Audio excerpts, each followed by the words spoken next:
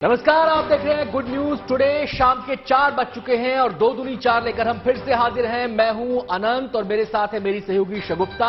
और 2 दूनी 4 का मकसद क्या है? मकसद दरअसल यह है कि सुबह से लेकर शाम 4 बजे तक कोई भी बड़ी खबर है, उसका कोई भी अपडेट है, जरा सी भी उसमें अगर पत्ता तक हिला है तो उसकी जानकारी आपको होनी चाहिए। इसी मकसद के साथ हम हर रोज शाम को 4 बजे आपके सामने आते हैं। नमस्कार, मैं हूं शगुफ्ता। 2 दूनी 4 में स्वागत है आप सभी का। देखिए, खबरों के इस फुल डोज में आप किसी भी अहम खबर से चूकेंगे नहीं। तो आइए शुरुआत करते हैं सबसे पहले पहली अहम खबर के साथ। 15 अगस्त से पहले जम्मू कश्मीर के राजौरी में सुरक्षा बलों ने उरी हमले जैसी साजिश को नाकाम कर दिया है। वहां पर देर रात आतंकियों ने सेना के कैंप में घुसने की कोशिश की, लेकिन सुरक्षा में मुस्तैद जवानों ने आतंकियों की इस कोशिश को नाकाम कर दिया। इस कार्रवाई में 2 आतंकी मारे गए, जबकि 3 जवान शहीद हो गए, तो वहीं 5 जवान जख्मी बताए जा रहे हैं, जिन्हें फौरन इलाज के लिए अस्पताल ले जाया गया। सेना के जिस कैंप को आतंकियों ने निशाना बनाने की कोशिश की वो राजौरी से 25 किलोमीटर की दूरी पर है। आतंकियों को ढेर करने के बाद इलाके में सर्च ऑपरेशन चलाया जा रहा है। मारे गए दोनों आतंकी फिदाइन हमलावर बताए जा रहे हैं। आपको बता दें कि एक दिन पहले ही सुरक्षा बलों ने पुलवामा जिले में सर्कुलर रोड पर 25 से 30 किलोग्राम आईडी बरामद किया था, जबकि बड़गाम में 3 लश्कर आतंकियों को ढेर कर दिया गया था। मारे गए आतंकियों में लतीफ राथर भी शामिल था, जो कश्मीरी पंडित राहुल भट्ट की हत्या में शामिल रहा था। सुरक्षा बलों को काफी समय से उसकी तलाश थी। आखिरकार ये तलाश पूरी हुई और उसे ढेर कर दिया गया। के अंदर आजादी का अमृत महोत्सव पूरे धूमधाम के साथ मनाया जा रहा है। जम्मू कश्मीर के हर घर में शान से तिरंगा झंडा फहराया जा रहा है। इससे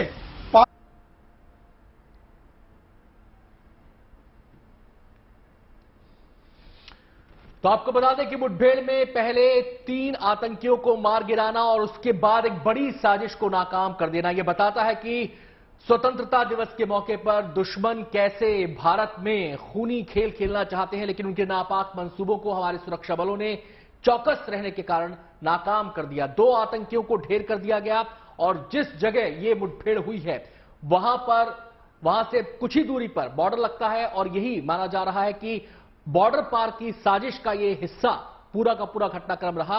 और आपको बता दें कि अगर इन आतंकियों को नहीं रोका जाता तो उरी जैसा कोई हमला हो सकता था, इसकी आशंका जाहिर की जा रही है। राजौरी की इस घटना के बाद रक्षा विशेषज्ञों का क्या कहना है, आइए देखते हैं।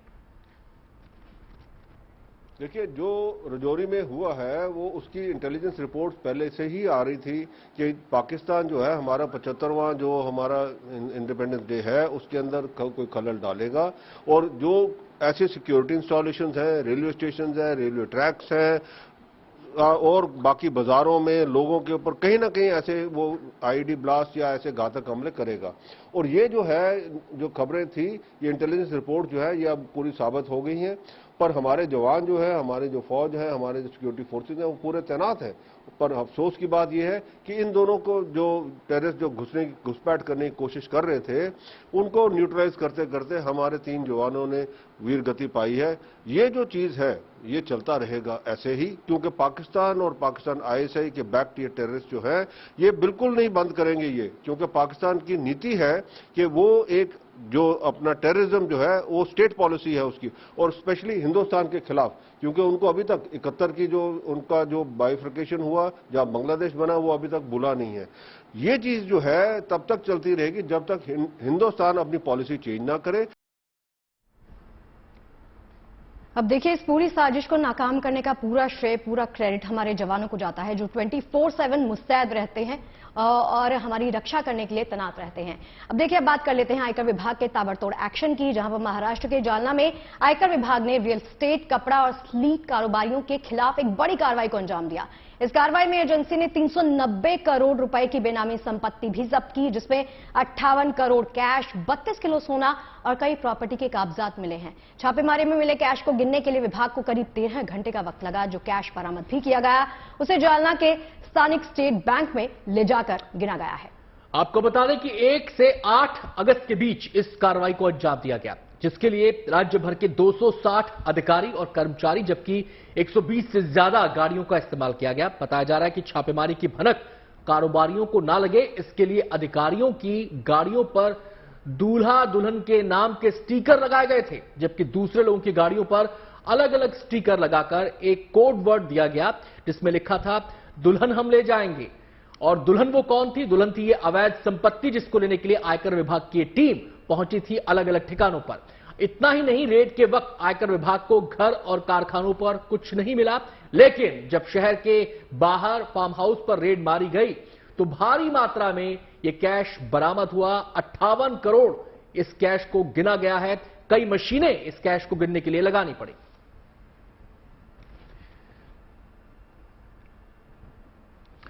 और अब बात कर लेते हैं ममता बनर्जी की, जिन्हें एक और झटका लगा है। पार्थ चटर्जी के बाद एक और टीएमसी नेता अनुव्रत मंडल को केंद्रीय एजेंसी ने गिरफ्तार कर लिया है। सीबीआई ने अनुव्रत मंडल को पशु तस्करी केस में अरेस्ट किया है। बताया जा रहा है कि केंद्रीय जांच एजेंसी की एक टीम सुबह बीरभूम जिले में मंडल के घर पहुंची और उनके करीब 1.5 घंटे तक पूछताछ की, जिसके बाद उन्हें गिरफ्तार कर मेडिकल जांच के लिए ले जाया गया। मंडल को आज आसनसोल अदालत में पेश किए जाने की संभावना है। जी हां, साथ ही साथ आपको यह बता दें कि सीबीआई ने 2020 में पशु तस्करी के मामले में केस दर्ज किया था। आपको याद होगा, इसमें अनुव्रत मंडल का नाम भी सामने आया था। पिछले दिनों उन्हें सीबीआई ने तलब किया था, लेकिन वो नहीं पहुंचे थे। इस मामले में केंद्रीय एजेंसी ने बीरभूम जिले में उनके करीबी लोगों के ठिकानों पर छापेमारी की थी और वहां से भारी तादाद में नकदी बरामद की थी। मंडल को सीबीआई ने 10 समन भेजे थे, जिनका उन्हें कोई जवाब नहीं दिया गया था। हालांकि इससे पहले 2 बार सीबीआई उनसे पूछताछ भी कर चुकी है।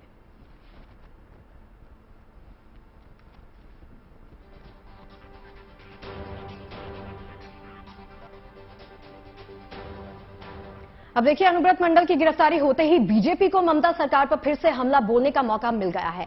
बीजेपी नेता राहुल सिन्हा ने अनुव्रत मंडल पर लगे आरोपों को सही बताया और उन्हें सख्त सजा देने की मांग भी की है। चोर जैसे पुलिस से भगता है, अनुव्रत मंडल चोरों का आचरण किया, लेकिन उन्होंने बाँच नहीं पाया। देखिए, जो गाय माता को, गौ माता को इस देश से विदेश में पाचार किया, उनका साजा होना चाहिए, बंगाल का जनता का मांग है। और सीबीआई इंक्वायरी को फेस नहीं करके कोई बाँच नहीं सकता। ये तृणमूल नेता लोगों के लिए आगे के लिए शिक्षा भी है।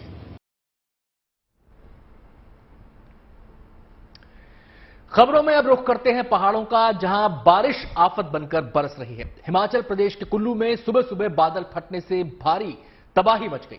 बादल फटने के बाद आए सैलाब में कई दुकानें और मकान टूट गए, जबकि कुछ गाड़ियां भी बह गईं। एक महिला और बच्ची के भी मारे जाने की खबर है। बादल फटने की खबर मिलते ही प्रशासन की टीम फौरन मौके पर पहुंची, राहत कार्य में जुट गई, लेकिन लगातार हो रही बारिश के कारण राहत टीम को इस राहत कार्य में मुश्किलों का सामना करना पड़ा। अब देखिए, तस्वीरें आपके सामने हैं, थोड़ा सा परेशान करती हैं, लेकिन इस घटना के बाद मुस्तैदी बढ़ती गई।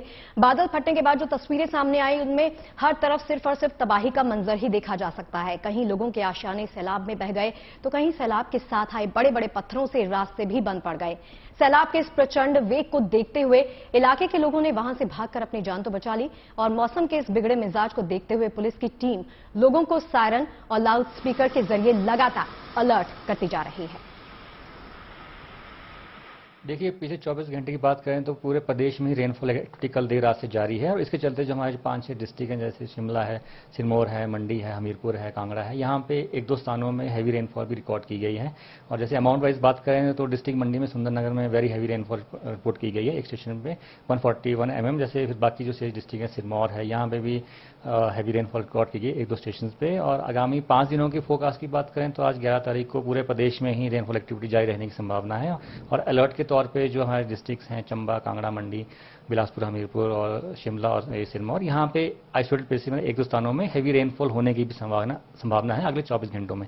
फिर 12 तारीख से जो ये रेनफॉल एक्टिविटी में थोड़ी कमी आएगी, परंतु फिर 13 तारीख से फिर से रेनफॉल एक्टिविटी पिक करेगी, और इसके चलते जो 14-15 तारीख को पूरे प्रदेश में ही रेनफॉल एक्टिविटी होने की संभावना है। और 14-15 तारीख को भी हमने हैवी रेनफॉल का अलर्ट जारी किया है, और जो डिस्ट्रिक्ट्स हैं हमारे, जैसे चंबा, मंडी, कांगड़ा हो गया, बिलासपुर, हमीरपुर, सिरमौर, शिमला, यहाँ पे आइसोलेटेड प्लेसेस पे हैवी रेनफॉल होने की संभावना है इस दौरान। अब देखिए, फिलहाल लोगों को अलर्ट रहने की सलाह दी गई है। उधर जम्मू कश्मीर के रामबन इलाके में भी बादल फटने की घटना सामने आई, भारी तबाही देखने को मिली है। बादल फट जाने की वजह से सैलाब इतनी तेजी से आया कि लोगों को संभलने का यहां पर मौका नहीं मिला, और सैलाब की चपेट में आ जाने की वजह से 2 लोगों की जान चली गई। सैलाब के साथ बहकर आए पत्थर की बड़ी बड़ी चट्टानों से रास्ते बंद हो गए, जिन्हें हटाने के लिए सरकारी एजेंसियों को रवाना कर दिया गया।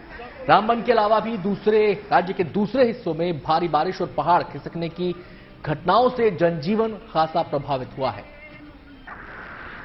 तो इन तस्वीरों को देखकर आप अंदाजा लगा सकते हैं कि जहां जहां कुदरत का कहर टूटा है, वहां कितने मुश्किल हालात का सामना लोगों को करना पड़ा। पानी का बहाव इतना तेज है कि जो इसके सामने आया बह गया, चाहे वो मकान थे, चाहे वो सड़कें थीं या फिर गाड़ियां थीं।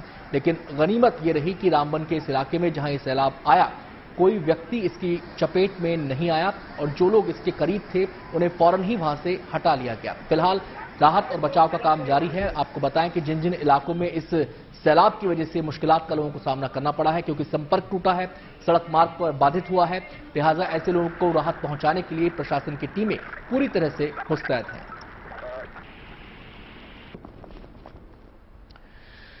पहाड़ों पर हो रही इस मूसलाधार बरसात का असर मैदानी इलाकों में भी दिखाई दे रहा है। हरियाणा का रुख कर लेते हैं। हरियाणा और दिल्ली के निचले इलाकों में बाढ़ जैसे हालात का खतरा मंडराने लगा है, क्योंकि यमुना नदी के स्तर में लगातार बढ़ोतरी हो रही है। और आज सुबह ही हरियाणा के हथनीकुंड बैराज से 1,82,000 क्यूसेक पानी छोड़ा गया है। और जब जब बारिश तेज होती है तब तब ये तस्वीरें सामने आती हैं। हथनीकुंड बैराज से पानी छोड़ा जाता है, जिससे कि दिल्ली में यमुना का जलस्तर बढ़ने लगता है। अब देखिए, आसपास रहने वाले लोगों को भी अलर्ट रहने की सलाह दी गई है। इस पानी के 72 घंटे के बाद दिल्ली पहुंचने की संभावना जताई गई है। एहतियातन दिल्ली और हरियाणा के निचले इलाके जो हैं, वहां पर भी प्रशासन ने अलर्ट जारी कर दिया है। प्रशासन ने लोगों से यमुना से दूर रहने के लिए कहा है। यमुना नदी का जलस्तर बढ़ जाने की वजह से तटवर्ती गांवों के ग्रामीण खासे चिंतित हैं और उनको अपनी फसलों के डूबने का खतरा सता रहा है। रिपोर्ट्स आ रही हैं बारिश जिस हिसाब से हुई है, 2-3 घंटे तो अभी थोड़ा सा बढ़ने का ट्रेंड रहेगा। एक तो हम सबको निर्देश यही है कि कोई भी यमुना के आसपास ना जाए, क्योंकि पानी बढ़ रहा है और पानी के जब स्पीड इतनी होती है तो फिर बचने का साधन नहीं रह पाता। और हमारे यहाँ पर हथनीकुंड के ऊपर हूटर भी लगा रखा है, जो 1.5 लाख क्यूसेक से ऊपर होते हैं हम हूटर बजाते रहते हैं ताकि लोगों को अलर्ट रहे। वो 2-1 किलोमीटर के एरिया में उसकी साउंड सुनाई भी देती है। प्रशासन को भी हमने सभी जगह बता दिया है, डीआरओ को, कंसर्न और ग्रुप में भी बता दिया है, ताकि सभी जगह लोगों को अलर्ट कर दे, कोई भी यमुना के किनारे ना जाए। तो पहाड़ों में किस कदर बाढ़ बारिश हाहाकार मचा रही है, इसकी तस्वीरें हमने आपको दिखाई। और पहाड़ों की बारिश कैसे मैदानी इलाकों के राज्यों को परेशान कर रही है, इसका भी एक पहलू हमने आपको दिखाया हरियाणा और दिल्ली के संदर्भ में। अब जरा दूसरे राज्यों की भी बात कर लेते हैं। जोरदार बरसात की वजह से मध्य प्रदेश और राजस्थान के भी कुछ शहरों में फिर से हालात बिगड़ने शुरू हो गए हैं। पहले बात इंदौर की करते हैं, जहां पिछले 36 घंटे में 6 इंच पानी गिरा है, जिसके बाद नदियां और नाले उफान पर हैं और उनके पानी ने रिहायशी इलाकों में घुसकर तबाही मचानी शुरू कर दी है। इंदौर शहर की कई कॉलोनियों में बारिश का पानी घुसने से सड़क पर खड़ी गाड़ियां बहती हुई नजर आईं, जबकि दुकानों और मकानों में भी पानी घुस गया। लगातार बिगड़ते हालात को देखते हुए नगर निगम की ओर से लोगों की मदद के लिए हेल्पलाइन नंबर जारी किया गया है। इस हेल्पलाइन नंबर का मकसद यह है कि अगर कोई शख्स कहीं पर मुसीबत में फंसा है, पानी में फंसा है, उसे किसी किस्म की राहत की दरकार है, तो वो इस हेल्पलाइन नंबर पर फोन करके राहत मांग सकता है, हेल्प मांग सकता है, फौरन उसकी हेल्प की जाएगी। अब देखिए, हालात बेहाल हो चुके हैं। यहाँ पर पानी घुस गया है। आम लोगों को लगातार कहा गया है कि आप जितना बच सकते हैं इन हालातों से बचिए। साथ ही नगर निगम के तमाम जो अधिकारी हैं, उन्होंने शहर के उन तमाम इलाकों का दौरा कर हालात का जायजा भी लिया है, निरीक्षण किया है, जो बाढ़ जैसे हालात का इस वक्त सामना कर रहे हैं। जिला प्रशासन ने 1ली से 12वीं तक के सभी जो स्कूल्स हैं उनमें छुट्टी का ऐलान कर दिया है, छुट्टी घोषित कर दी गई है। तो वहीं पड़ोसी राज्य राजस्थान में भी कमोबेश ऐसे ही हालात देखने को मिल रहे हैं। वहां झालावाड़ जिले में भारी बारिश की वजह से काली सिंध नदी का जलस्तर भी बढ़ गया, जिसके बाद काली सिंध डैम ओवरफ्लो होने से उसके 9 गेट्स को खोलना पड़ा। डैम से छोड़े गए इस पानी की वजह से 1 दर्जन गांवों तक जाने का रास्ता जो है वो प्रभावित हुआ है, बंद हो गया है। और हालात की गंभीरता को देखते हुए सरकारी एजेंसियों को भी साथ ही अलर्ट कर दिया गया है, ताकि जरूरत अगर पड़े तो लोगों तक फौरन मदद पहुंचाई जा सके। सामान उठाने का मौका भी नहीं मिला हमारे को। ऐसे कैसे बच्चे लेके हम भागे, छोटे से बच्चे लेके भागे। कोई कागज नहीं आया, ना कोई कुछ भी नहीं आया, कोई खबर लेने भी नहीं आया, कोई भी नहीं आया। राशन सब बह गया हमारा। कुछ भी नहीं है खाने को, चाय भी नहीं पिए, कुछ भी नहीं। हमारे बच्चे छोटे छोटे रो रहे हैं। पैसे बैठे हुए अभी क्या दिक्कत है आपको अभी यहाँ पे और परेशानी क्या है? बस ये पानी वाला परेशानी है हमारे को, कुछ भी नहीं। हमारे घर में तो बिस्तर बह गया, सारा सामान बह गया, धनिया मिर्ची हल्दी आटा तेल सब बह गया, दाल चावल शक्कर सब बह गई। पार्षद को तो कोई भी नहीं आया? पार्षद कोई भी नहीं आया। पार्षद तो यहाँ पर कोई भी नहीं आते हैं। पार्षद वोट लेने जरूर आते हैं, वोट लेने के लिए आते हैं। यहाँ ये सारा साधन कट जाते हैं। कोई हॉस्पिटल जाने के लिए कोई रास्ता नहीं, कहीं भी जाने के लिए कोई रास्ता नहीं, खाने के लिए अगर नहीं है तो भूखे मरो, कोई रास्ता नहीं है। मतलब कोई चारा नहीं है यहाँ सिवाय, अगर है तो खाओ, नहीं तो फिर इधर उधर से मांगो। पूरी बरसात में ये कंडीशन होती है यहाँ, ये परेशानी है। 1 से 1.5 दर्जन गाँव है आसपास के सारे, सबकी यही हो जाता है। सबकी यही हालत है। जिला मुख्यालय से कट जाता है? कट जाता है। जलाड़ कितने किलोमीटर पड़ता है? यहाँ से 5-7 किलोमीटर पड़ता है। सरकार ने कुछ सुनी नहीं आप लोगों की? अभी तक तो नहीं सुनी साहब, कई दफा लिख के दिया और कई दफा जो है आश्वासन मिल गया, भाई ये होगा, मगर आश्वासन ही रहा। अच्छा, यहाँ पर एक दरगाह है और एक किला भी है यहाँ पर गाँव? यहाँ एक दरगाह मिठे महावाली की और ख्वाजा हमीदुद्दीन चिश्ती रहमतुल्लाह अलैह की दरगाह है यहाँ, और एक यहाँ पर जो है किला है जो प्राचीन है, देखने के लिए है। तो सारे रास्ते कट जाते, कोई फिर आ नहीं पाता है। और अगर कोई उधर चला गया, इधर से कोई भी मतलब पर्यटक, तो फिर वो उधर ही रुक जाता है। गांव वाले ही उसका खाने पीने का इंतजाम करते हैं, गांव वाले ही उसको विश्राम देते हैं। और चलिए खबरों के रुख को थोड़ा सा डाइवर्ट करते हैं, बात करते हैं रक्षाबंधन की। आज देखिए पूरे देश में भाई बहन के अटूट प्रेम का त्योहार मनाया जा रहा है। बड़ी ही धूमधाम से ये तस्वीरें हमारे सामने आ रही हैं। इस मौके पर खुद प्रधानमंत्री नरेंद्र मोदी ने देशवासियों को रक्षाबंधन की बधाई दी ट्वीट के जरिए। साथ ही प्रधानमंत्री ने अपने आवास पर बच्चियों के साथ रक्षाबंधन भी मनाया है। आपको बताएं कि जो बच्चियां इस समय आपको पीएम मोदी को राखी बांधती हुई नजर आ रही हैं, बच्चियां जो पीएमओ में स्टाफ काम करता है उनकी बच्चियां हैं।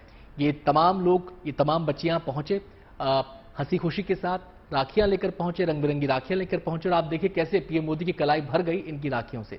पीएमओ में काम करने वाले सफाई कर्मियों, चपरासी, माली और ड्राइवर की बेटियों ने पीएम नरेंद्र मोदी को राखी बांधी।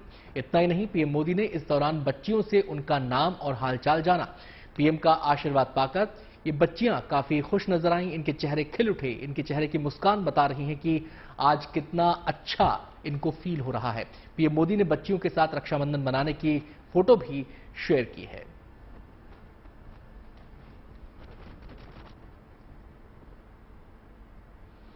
तो पीएम मोदी ने कैसे बच्चियों से रक्षाबंधन मनाया ये तो आपने देख लिया। अब देश की सरहदों का रुख करते हैं, जहां पर डटे जवानों ने भी धूमधाम के साथ रक्षाबंधन का पवित्र त्योहार मनाया है। जवानों के त्योहार मनाने से जुड़ी 2 तस्वीरें अब आपके सामने हैं। पहली वाघा अटारी बॉर्डर की है, जहां महाराष्ट्र से कुछ महिलाएं वाघा अटारी बॉर्डर पर सैनिकों के लिए राखियां लेकर आईं।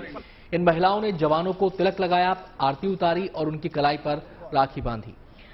अब देखिए खास बात देखने वाली इन तस्वीरों में यह है कि ये राखियां जो हैं इन महिलाओं ने खुद अपने हाथों से तैयार की हैं, बनाई हैं। तिरंगे के रंग में रंगी हुई ये राखियां अपने आप में बहुत कुछ कहती हैं। महाराष्ट्र की सामाजिक संस्था की महिलाएं पिछले 54 सालों से हर साल इन जवानों की कलाई पर राखी बांधती आई हैं। जबकि दूसरी तस्वीर भारत पाकिस्तान सीमा से सटे आरएसपुरा सेक्टर की है, जहां स्कूली बच्चों ने बीएसएफ जवानों को भी राखी बांधी।